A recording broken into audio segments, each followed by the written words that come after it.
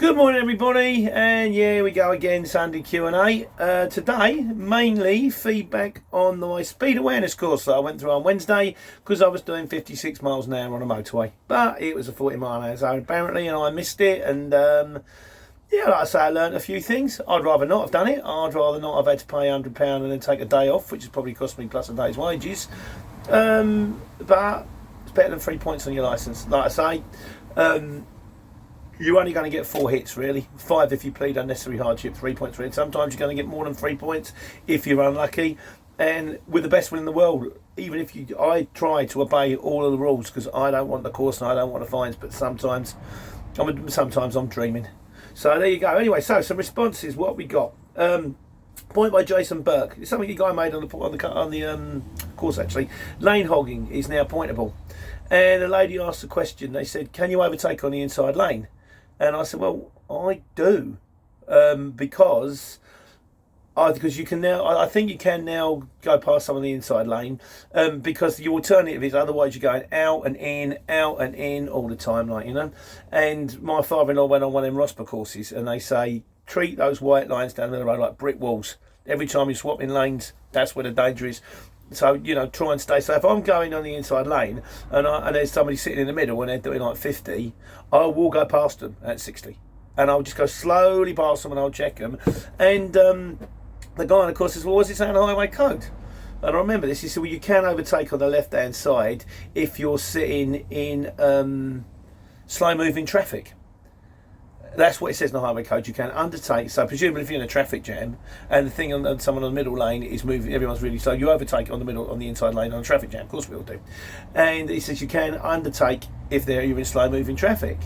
And I said, yeah, okay, define slow moving traffic. And he kind of went. And I think what you'd probably have to do is say to the policeman that they were sitting on the inside. And also, if you sail past someone when they're sitting in the middle lane, they do then have a tendency to sort of wake up and go, oh, I better move in, like, you know. So, but anyway, now apparently lane hogging is pointable. The police can follow you, and if they see you sitting in the lane for like a minute or 2 minutes and the inside lane is clear, they can pull you over, they can do you for it. Something else to watch out for. Pete Salisbury. Speed courses aren't actually. He said, I didn't think speed courses were actually mandatory.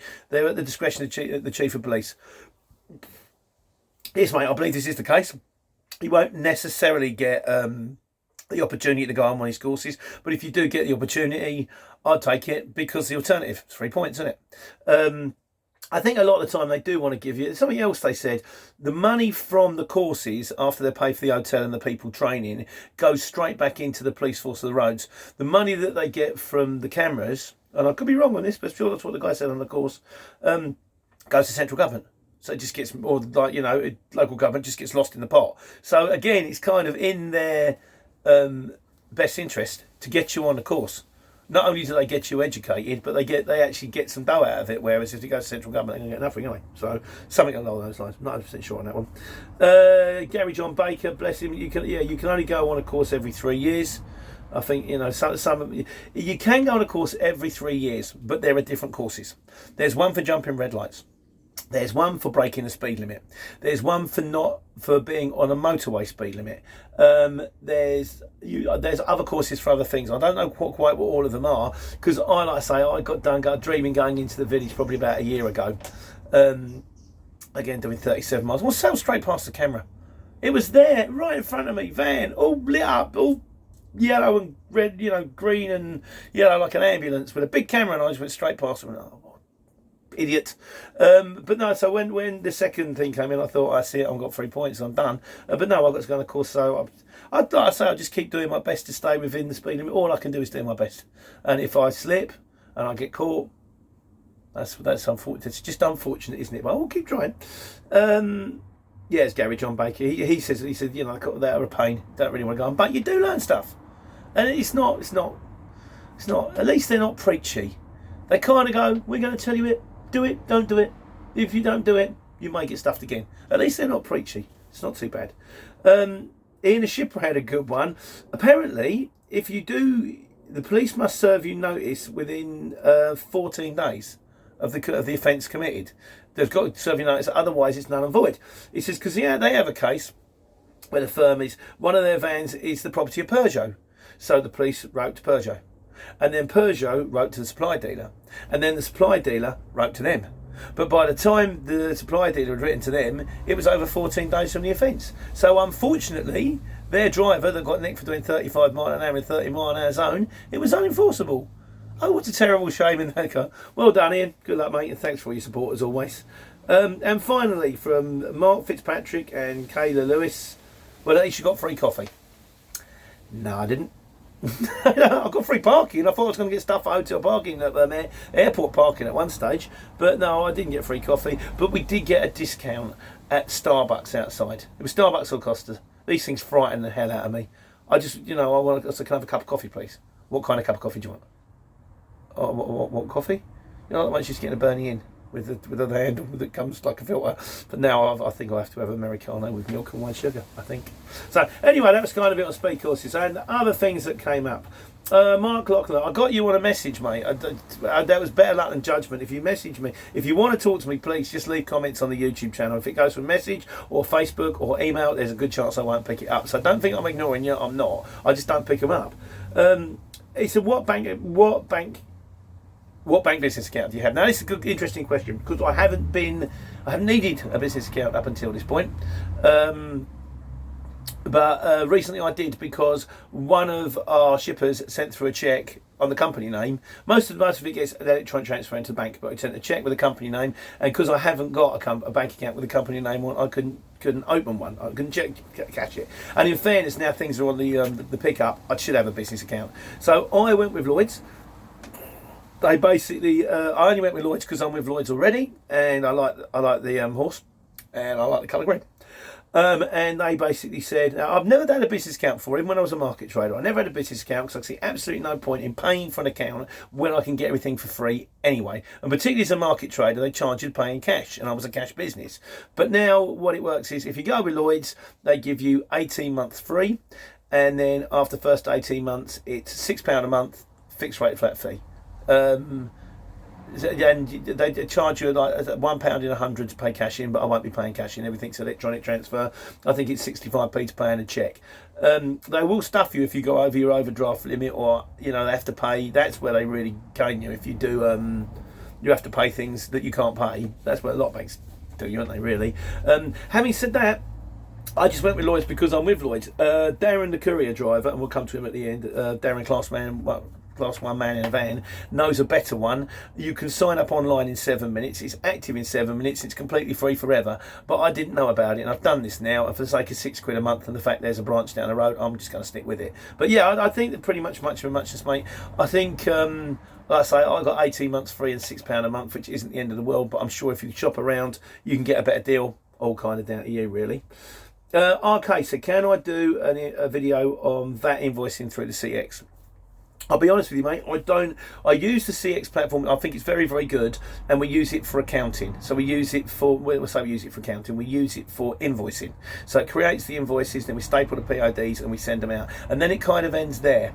The rest of it I do in QuickBooks. So anything that comes into the bank account gets imported through QuickBooks. QuickBooks automatically works out, and driver's wages and post office and anything, it works out, mechanics and whatever. It works out the VAT plus and minus, and then when I get to the end of the quarter, what I do is I work out find out how much the money is, go to the VAT online and pay it online. As time goes by, I will probably get the VAT to link up directly with QuickBooks, and that will probably pay that way. But I don't actually do the VAT return through the exchange. I do the VAT through QuickBooks. And like a couple of things, I can't really do a video on QuickBooks without showing you a computer with all my stuff on it. And I can't really show you, I was going to show you the Small Fleet app, but the problem is if I show you the Small Fleet app, then it's going to kind of show you all our drivers, and it's also going to show other things that I can't, which I think to do with what do you call it, when you're not allowed to give stuff out now, sort of confidentiality and all that. It kind of puts it, because I was going to say, well, this is Small Fleet app, these are all our drivers. What our drivers might not want their name on the video, so I'm a bit limited on that one, but I'll find a way around it.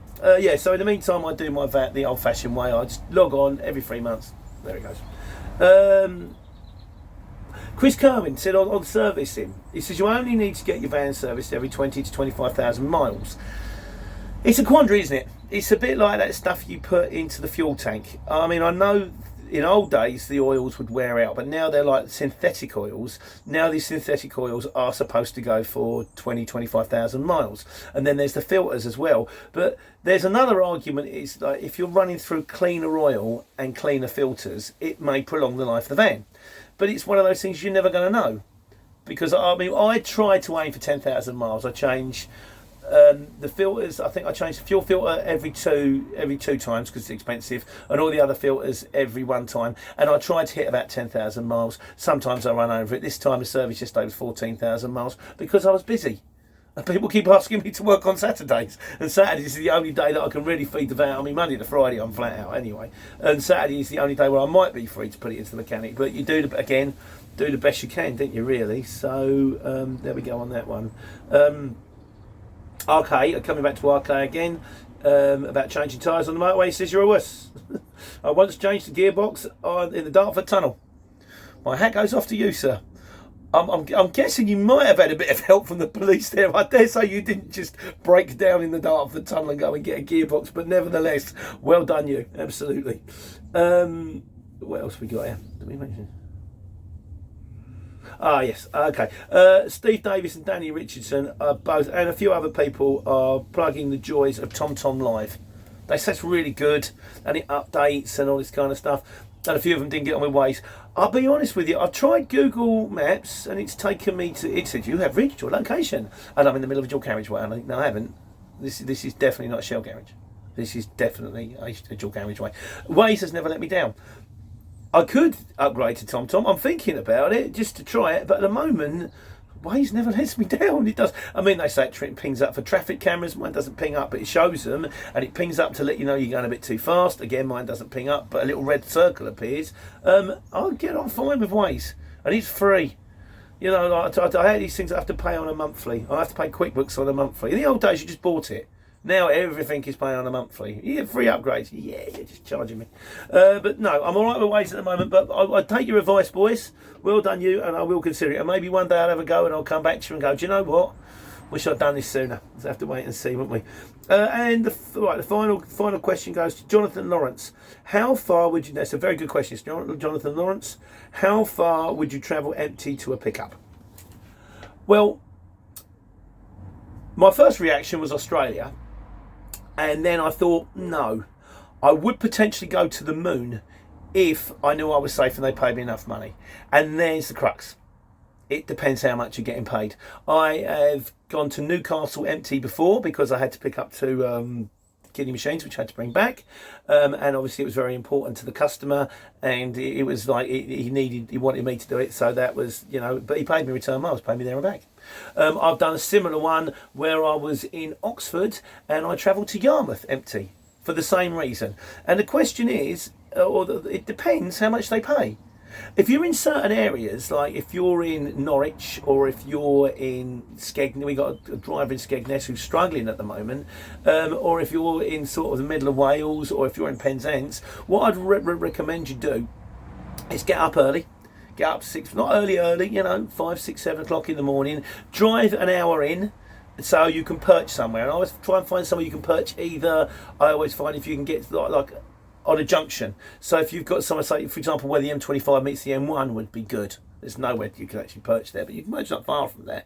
Let's say Potter's Bar, or you could perch somewhere on a major road. Or we got another guy starting on Monday in Brighton, and I've said to him, I said, we'll get up a little bit earlier. Oh, by the way, good luck, Ian. I think he's over here. And you might get up a little bit earlier and sort of drive towards the 25. And then when the job's starting to ping up, you're going to get them. As opposed to, oh, there's a job over there, but I'm too far to get it. And that's what will stuff you. Failing that, if it's an end user customer, you charge them accordingly. You tell them and say, look, I can go and do this job, but it's going to cost you this much money because I've got to go there empty and you're going to face the dead miles. If it's an exchange customer, you can quote them. You can say, look, I can do it, but I'm this far away. If you're the only guy, if you're the closest, we've had him before, Barber. Hello, mate. Barber was in Slough, and there was a pickup in Bedford. And he told them, and they went, we'll still take it, you're the closest one there. How? How is he the closest one? I mean, it was like 5, 6 o'clock at night. How could he be the closest driver? But he was. He went and he said, I'll be there in 20 minutes. I went, Barber, you won't. You won't, mate. Took him an hour and a half. Bless him. But he's a lovely boy and he's done the job. Everybody's happy. So that's it. The one last thing to say, my mate out there who done a job for me yesterday, Darren, thank you very much. It's for a new end user customer that we've got. I'm hoping to do a lot of deal. That's something I've got to ask you guys. Right, this is a big one for all the shippers out there. How much would you charge from here to Malta? We've costed it at around 5k. For a Luton van around 5k, and even then I'm not sure I'm making any money, but this guy does house moves and I don't think there's a return job, but there's the possibility if we can get runs going we might be able to ship pallets from here to Malta and back again.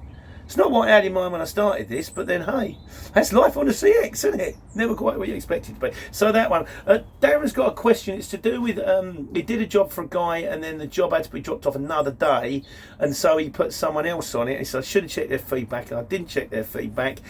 But when he had checked the feedback, it was bad. But then the guy let him down, and then I think he might be facing. He did tell me the full story, and he said he might be facing bad feedback because of something that someone else had done. And he said, I don't know what you do in this situation. And of course, I don't know what you do in this situation. And he said, why don't you do a video on it? And I said, well, Darren, you're doing your own videos, mate. And bearing in mind, it's quite a long and involved thing, and you understand it better than me. So what I said I would do, I don't know if the video's up yet. If it's not, it'll be up soon. So if you could please go over to Darren's channel. He's Class 1 Man in a Van. And anyone out there watching the video and has got an answer, would you please do the honours for my friend? And in the meantime, that's it. They said it was going to rain all day today. I thought, great, I don't have to face the garden again. It's dry. I'm going to wait for it to start raining. Anyway, that's it. It's only Q&A. Another one next week. That's pretty much the size of things. Hope you're all well. Enjoy your Sunday. Put your feet up. Have a beer, fall asleep in front of the EastEnders omnibus, if that's still on. And I'm going to drill some holes in my wall and re-put it up and need another TV bracket now. So, life, it's marvellous, isn't it? Best game you'll ever play. Anyway, that's it. Like I say, hope you're all well. Any comments, any questions, any feedback, all very much appreciated. And in the meantime, take care, take money.